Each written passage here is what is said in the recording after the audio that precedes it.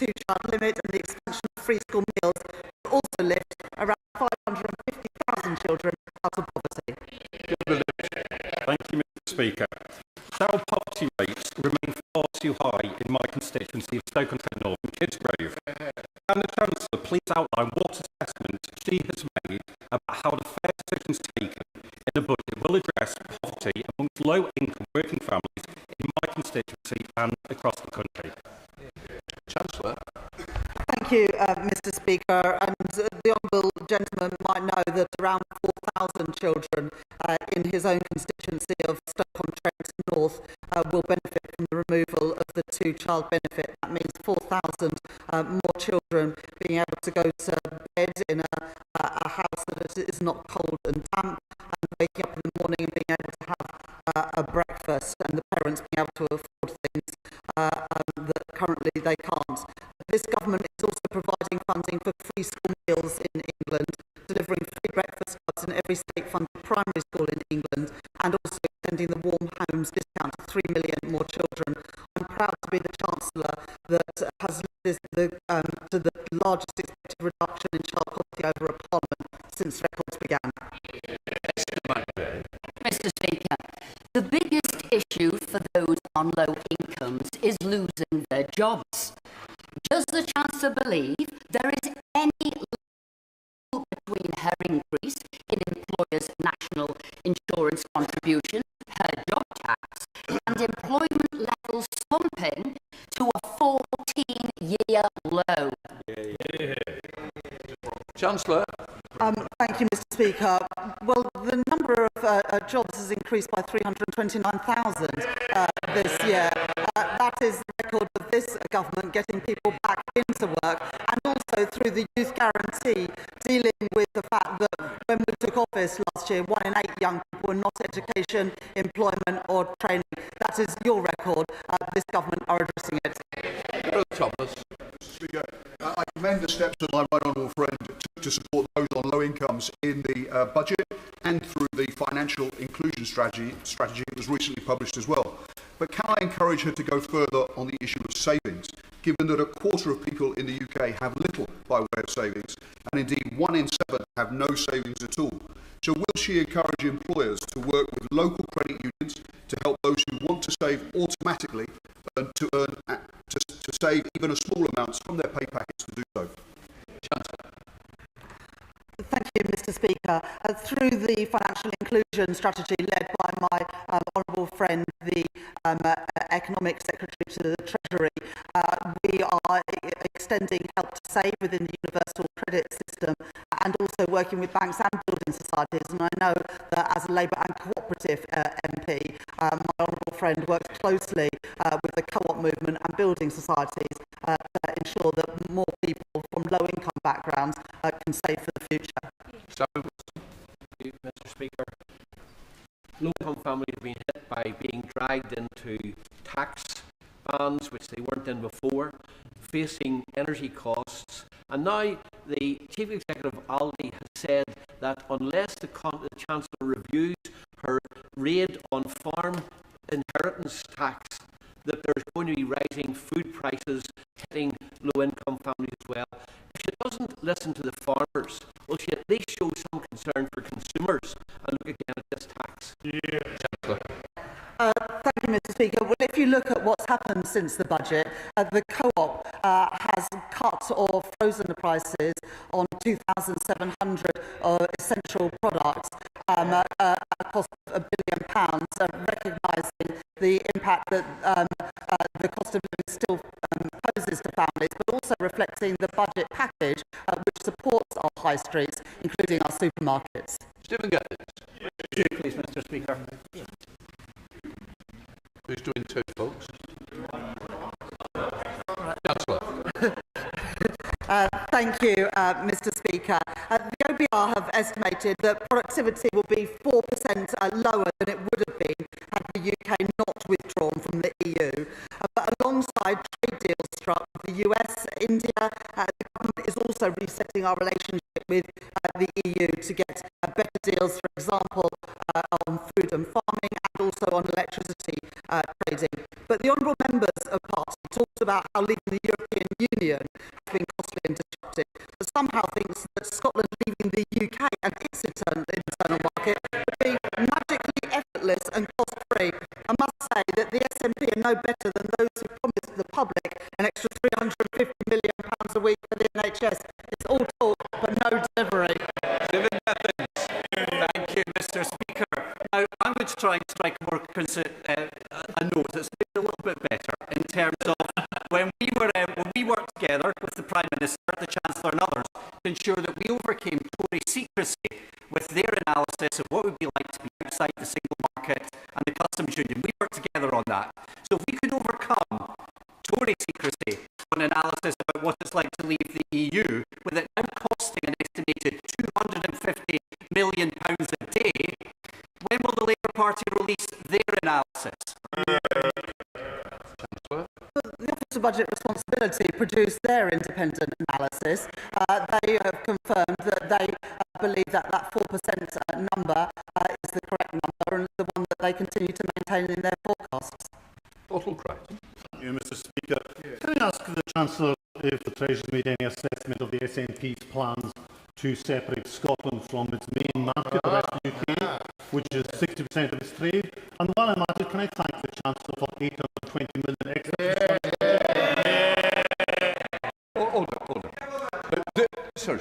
The good news for the Chancellor is she's no responsibility for the SNP. Right, let us move on to Daisy Cooper, Liberal Democrats. Thank you, Mr. Speaker. The Bosch Brexit deal has wrapped up British businesses in red tape and has blown a hole in the public finances to the tune of £90 billion a year. The Chancellor insists that her number one mission remains to get economic growth. If that is the case, could I ask the Chancellor whether she and her ministers will be Democrats this afternoon to make sure that we can get rid of that red tape and deliver on a new UK-EU customs union? Thank you, Mr. Speaker. Since we came into office last year, we've reset our relationship with the EU, which is why last May we agreed with the EU an expansive set of changes to our relationship, including on food and farming, on electricity and energy trading, and also on youth mobility and Erasmus. And we're taking all of that forward. But at the same time, we're also taking opportunities to trade more with fast-growing economies around the world, including India, and also by getting the first and the best trade deal that anybody has secured with the US. That's how we are going for growth, alongside the planning and infrastructure bill that we passed last night in this place. Thank you, Mr. Speaker. Question number 3. Listen. With permission, Mr. Speaker, I should like to answer this question together with question number 18. The Chancellor was clear at the budget that we are taking the fair and necessary decisions on tax to do all we can to ensure that the contribution of working people is kept as low as possible. We've reduced the gap between taxes on income from assets and income from work. We've stopped the unfairness that a £10 million property can pay less council tax than a typical terrace house in much of England, and much more. John Long. Mr. Speaker, there seems to be only one word that the Chancellor understands: tax.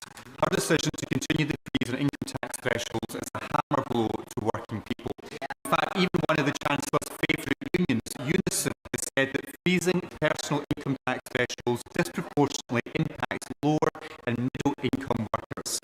So does the Chancellor agree with the Labour Party's union paymaster? I was a bit confused by that question there, you have to forgive me, Mr. Speaker, but the honourable member said that there was one word that was important. Let me give one figure, Mr. Speaker: £150. That's the amount we're taking off energy bills next year to help people deal with the cost of living in the here and now, supporting people because of the mistakes the previous governments made, not investing in our energy infrastructure and not investing in our future. We're picking up pieces where they didn't make the decisions necessary. Mr. Speaker, extending the freeze on income tax thresholds will cost working families £900 a year. It will also drag many pensioners into paying income tax for the first time. Why is he hitting these low-income families to pay more for welfare? Thank you, Mr. Speaker. I would would suggest to the honourable member that he asks his front bench why 75% of the impact of people paying more tax at the lower end is a result of the decisions made by the previous government, who spent 7 years freezing income tax thresholds. It's a bit rich to talk about this government doing it for 3 when they did it for 7. Martin Rhodes. Thank you, Mr. Speaker. What assessment has the Minister made of the impact for working people from the historic increase in the living wage? Thank you, Mr. Speaker, and I thank my honourable friend for his question. Yes, we have chosen to uplift the national living wage and the national minimum wage, Mr. Speaker, so that those on low incomes are properly rewarded for their hard work. This will benefit 2.7 million people, including many people in his constituency and across the whole country, and I thank him and members, particularly on this side of the House, for their support for making sure we can make work pay up and down this country. Mr. Speaker, pensioners in my constituency of Hartlepool who rely solely on the state pension have shared their concerns with me that freezing the tax threshold will draw them into tax. Can the Minister confirm what the Chancellor has already said publicly, that pensioners who rely solely on the state pension will not be taxed in this Parliament? Minister. Mr. Speaker, yes. Richard Fuller, the Conservative spokesperson. Thank you. Thank you, Mr. Speaker. The Minister said fair. No, no, no. Perhaps breaking the election promise on tax thresholds may be the reason why by 2 to 1 the public view the budget as unfair. Just 3% think it will make them better off, and 2 out of 3 think things will get worse. So, does the Minister want to tell the public they are wrong, or will he explain to the House why this budget has been received so badly by the British people? Thank you, Mr. Speaker. The shadow spokesperson talks about fairness. Let me just identify one element of unfairness that he left in the tax system that this government is correcting, and that is a popular measure when we look at the views of the public up and down the country. We don't think it's fair on this side of the House, Mr. Speaker, that someone in a £10 million property can pay less council tax than someone in a typical terrace house in his constituency, in my constituency, and constituencies across the whole of England. We are making that change to make things fairer in this country. Number 4, please, sir. Minister. Thank you, Mr. Speaker. The forecasts accompanying the budget set out that the Office for Budget Responsibility expect employment levels to rise in every year of this Parliament. They also set out that employment is forecast to be higher in every year than previously expected back in March. Rankin. 1 million young people not in work, education or training and 2.8 million out of work on long-term sickness benefits is both a financial catastrophe and a moral failure. The Prime Minister has rightly said it is his moral mission to get young people into work, but how does he square this with 2 budgets that have hiked taxes on working people by £66 billion whilst giving a pay rise to those on benefits? Minister. Thank you, Mr. Speaker. The honourable member is right to call those things a moral and economic disgrace. Do you know who created them? The party opposite. Who saw a 50% in neat numbers? The party opposite. Who created the benefit system that is failing today? The party opposite. Who failed to reform the benefit system? The party opposite. Number 5, Mr. Speaker. Minister. Mr. Speaker, we published the Financial Inclusion Strategy last month, outlining ambitious measures that will improve financial inclusion right across the country. I'm very grateful to my honourable friend for her advocacy on this issue through the APPG for debt and financial inclusion. And in line with the priorities outlined by that APPG, the strategy champions inclusive design to make products more accessible, increases debt advice capacity and supports financial independence for survivors of economic abuse. Thank you, Mr. Speaker, and I welcome the Minister's response. I am a long-standing member of the NHS Credit Union, which is one of the credit unions affected by the withdrawal of the Family Protection Plan by C Mutual on the 30th of November. Policyholders over the age of 70 who have paid premiums well in excess of what they would have expected to have paid out have been left in the lurch with no alternative provision given. I thank the Minister for what she has done so far in pursuing peace of mind for those who have tried to do the right thing for their funeral and plan for their funerals. But in the interim, can I ask to the table to try and reach a solution that benefits particularly those policyholders. Mr Speaker, as my honourable friend knows, I have been very sorry to hear the difficulties of those affected by the withdrawal of this product, and I want to pay tribute to her for all of her efforts, and indeed those of her other colleagues as well, who are doing everything possible to assist constituents on this. My officials are monitoring this matter very closely, and we are encouraging anyone with information relevant to the FCA's investigation to go straight to the FCA. However, Mr Speaker, I would be more than happy to do as she suggests and get stakeholders together. Thank you, Mr Speaker. Access to banking is surely a key part of financial inclusion. The high street banks save £2 billion a year from having abandoned our high streets and our town centres, and our post offices pick up the tab, and we're glad that they do, but they are not funded by the banks anywhere near enough to be able to maintain their presence. In Westland, we have lost Hawkshead, Staveley and Grasmere post offices, and we're set to lose Shat and Teebay, largely because the banks don't fund the post offices to doing their jobs properly. What's the Chancellor going to do to make them do that? Mr Speaker, I thank the honourable member for his question. We very much understand the importance of in-person banking, including to rural communities and indeed beautiful communities like that he represents. But that's exactly why we're committed to rolling out 350 banking hubs right across the UK by the end of this Parliament. Over 240 hubs have been announced so far, and more than 190 are already open. Thank you very much, Mr Speaker. Mr Speaker, in the recently published Financial Inclusion Strategy, the Government says, and I quote, "Our aim is to create a culture in which everyone is supported to build a savings habit, building their financial resilience in the long term." Mr Speaker, what's not to like about that? But that makes the Chancellor's political decisions in the budget even more confusing. And just look at what was announced.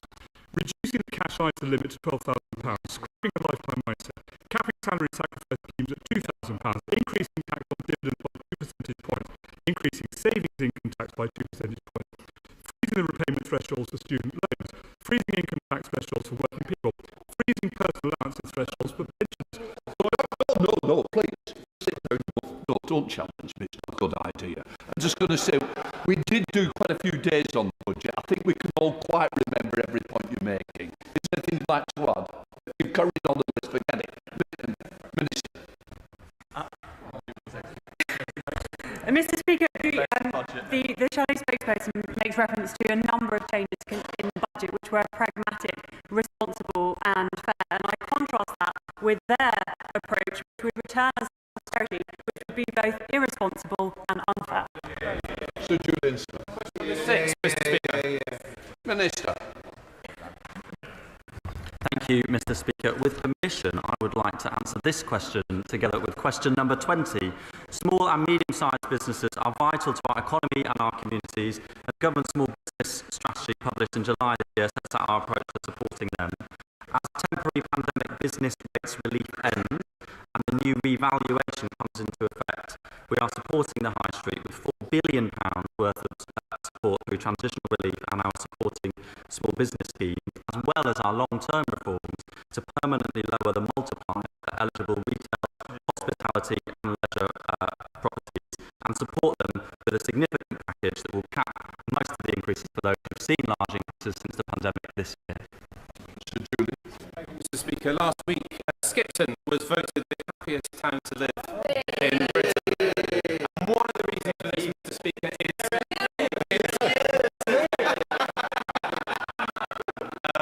is its hospitality sector. And that hospitality sector, through COVID and then through energy cost rises and then NI and other challenges, is facing massive challenges. Can I urge the government to look again at the issue of reliefs and multipliers, because over the weekend so many pubs and hotels raising with me the fact they're not going to invest. We need the growth, we need the jobs.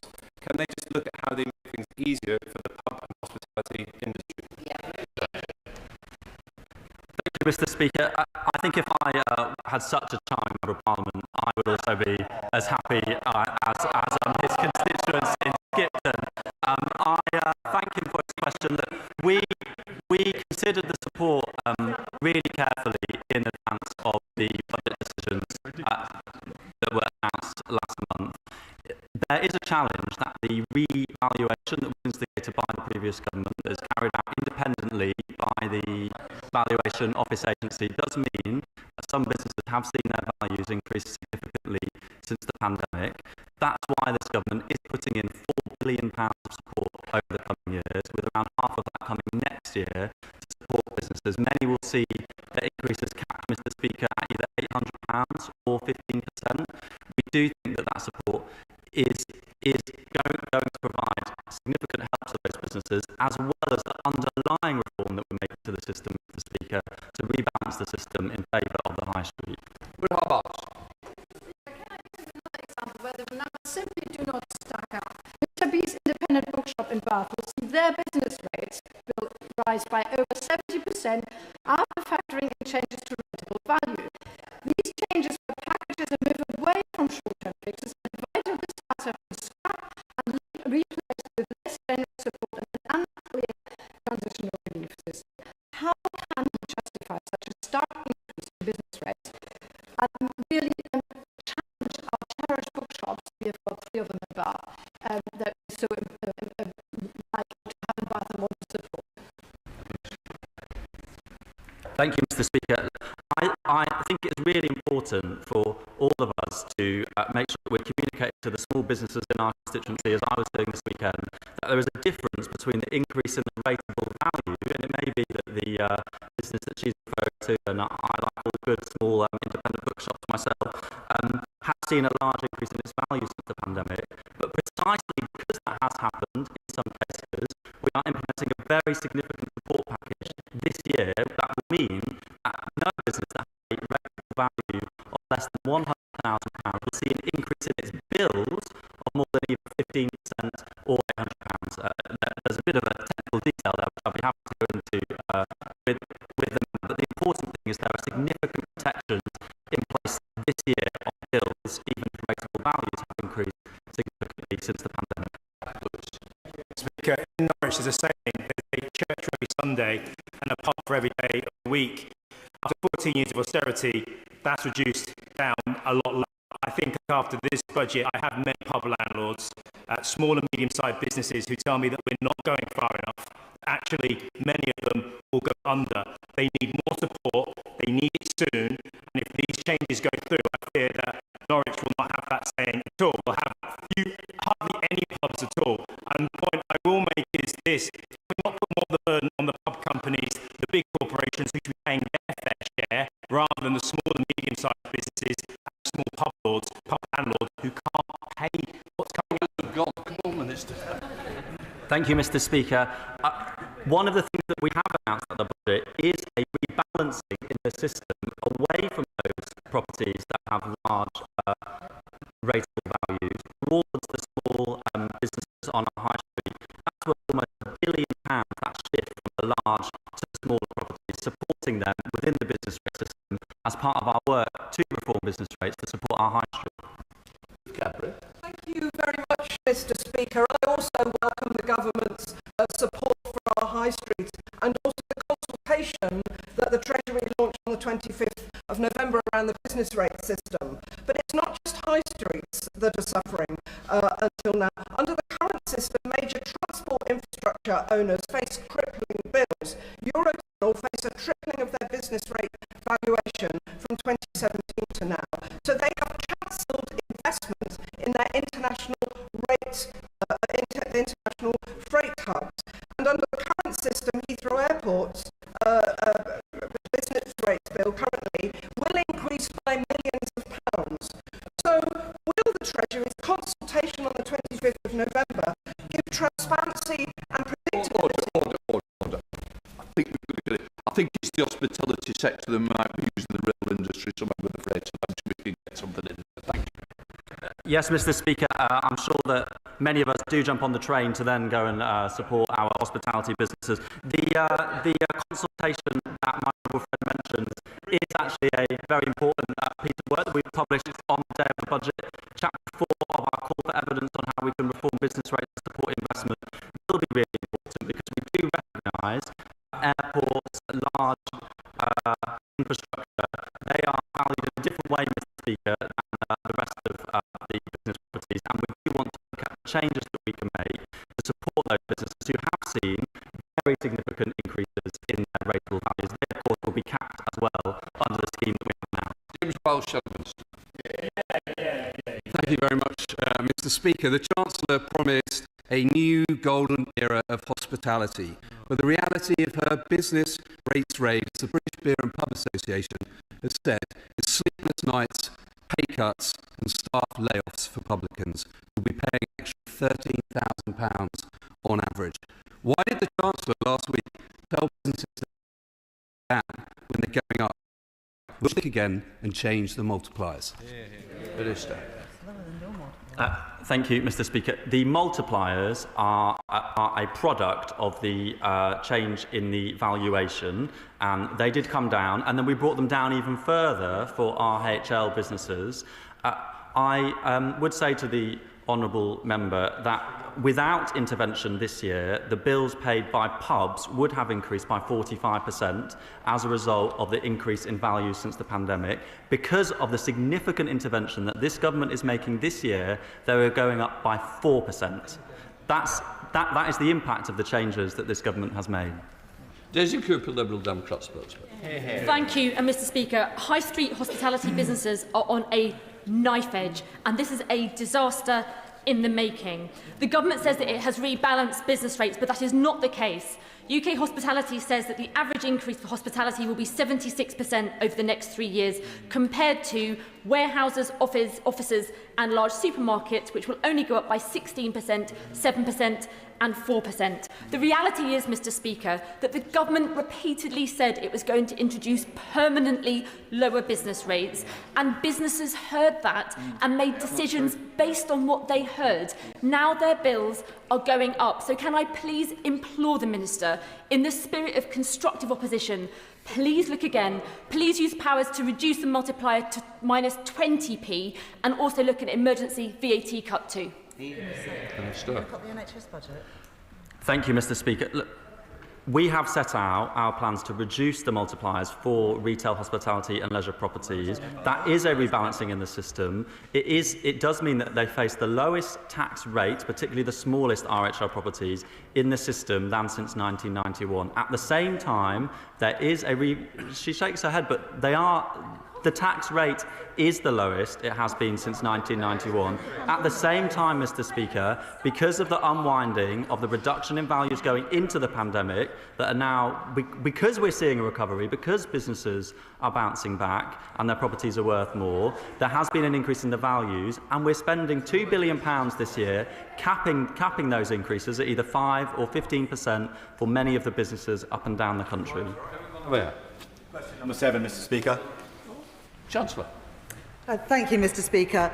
Transport costs represent 14% of household spending, and so the government took the decisive action in the budget to freeze all regulated rail fares in England for 1 year from March 2026. That is the first time in 30 years that has happened.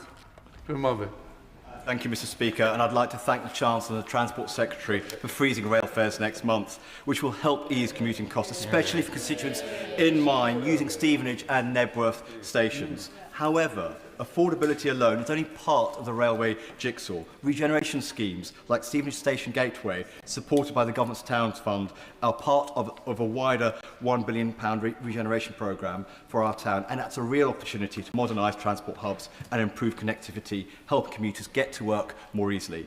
So will my right honourable friend ensure that infrastructure investment for projects like these are prioritised so commuters can get to work and local economies... I'm sorry, the Chancellor's even ready now. Your season tickets run out. Come on, Chancellor. I just want to talk about Stevenage, Mr. Speaker. The government action is saving commuters in Stevenage £285 a year on the cost of a 5-day season ticket. Also committed with the uplift of £120 billion in capital spending to the sorts of projects that my honourable friend mentions, particularly around transport hubs, and I will arrange for my honourable friend to have a meeting with the relevant Transport Minister. Let's try another ticket. Tom Tugendar. Speaker, I very much welcome the statement that the Chancellor has just made. Do I take that as an assurance that she will speak to her right honourable friend, the Transport Secretary, and make sure that rail fares in Tunbridge do not increase when a second peak time service is introduced when contactless is rolled out as far as Tunbridge? Because that, of course, would be a sleight of hand, and she would never want to do that. I thank the honourable gentleman for that question. In Tunbridge as well, regulated fares will be capped, will be frozen for a year from March next year. I know that many of his constituents commute into central London every day, and that will mean that people in Tunbridge and in all of our constituencies, if they commute, will have a bit more money in their pockets. Jacob. Question number 8, Mr. Speaker. Minister. With permission, Mr. Speaker, I should like to answer questions 8 and 13 together. The recent budget backs British innovation and aspiration by supporting businesses to start, scale and list in the UK. We've put in place a 3-year listing tax relief for firms that list here, and we're expanding enterprise tax relief to incentivise investment in scaling firms. This means more jobs, more growth and more British companies competing globally. Mr. Speaker, over the last 18 months, I've been working hard to drive investment into my town, county and region, and was proud to unveil the East of England's £4 billion investment prospectus at UK Reef earlier this year. However, I'm also keen to encourage our own homegrown entrepreneurs in Ipswich and Suffolk so we can better support innovative and high-growth businesses. So could the Minister outline how the 3-year stamp duty exemption on shares, alongside other measures in the budget, will seek to do this? Minister. Mr. Speaker, at budget we introduced the UK listing relief, which incentivises companies to list in the UK. The UK raised more equity capital in 2024 than the next 3 European exchanges combined, and I look forward to seeing the brilliant entrepreneurs in my honourable friend's constituency benefit from these deep pools of capital. Mr. Speaker, in my constituency I can combine rugby and gin. So I'm grateful to the Chancellor for the measures in her budget to help hospitality trade and small businesses. But following my visit to family-owned rugby distillery, branded and flavoured around the game, could I ask what steps her fund could try to level the playing field, such as extending small producer relief to above the 8.5 ABV limit, 8.5%? Because small-scale producers find it harder to compete fairly with big producers, and we must help them tackle their challenges and convert their entrepreneurial spirit into greater success. Mr. Speaker, as someone who enjoys both rugby and gin, sometimes both at the same time, I pay tribute to my honourable friend's support for the businesses in his constituency. To support spirits producers, the government has put in place a range of measures, and as a small producer relief, I know that the Exchequer Secretary is open to the evidence of the operation of the new system. I should add that the government plans to evaluate the reforms in late 26, 3 years after they took effect. I presume you mean rugby league as well. Sir Roger again. Thank you, Mr. Speaker. In East Kent, there is an entrepreneurial chain of coffee bars, 25 coffee bars, employing young people who otherwise would probably be unemployable. The profit margin on those 25 coffee bars for the last year was £12. The hospitality industry is on its knees. Will the Chancellor recognise the need to cut VAT on hospitality to 10%? Minister.